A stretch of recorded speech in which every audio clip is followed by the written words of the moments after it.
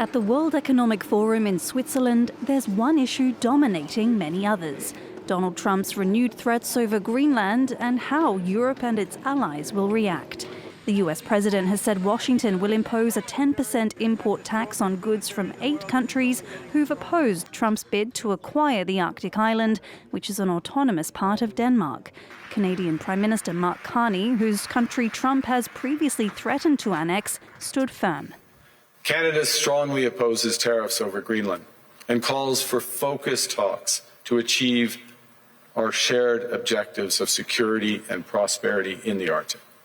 Overall, European leaders sought to present a united front against Trump, including French President Emmanuel Macron, who used his address to slam the rise of imperialist ambitions and the, quote, fundamentally unacceptable tariffs.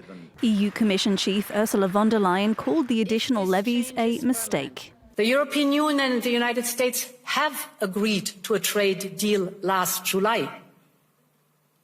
And in politics, as in business, a deal is a deal. Meanwhile, in Denmark, the Prime Minister said Europe would have no choice but to respond to any import taxes. It's not because anyone in Europe wants this, but I believe it would be the right thing to do.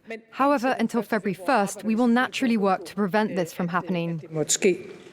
Donald Trump is set to address the forum on Wednesday. His Treasury Secretary Scott Bessent told attendees to, quote, sit back, take a deep breath and do not retaliate, voicing confidence that the US and Europe could find a solution and avoid what some have warned could become a prolonged trade war.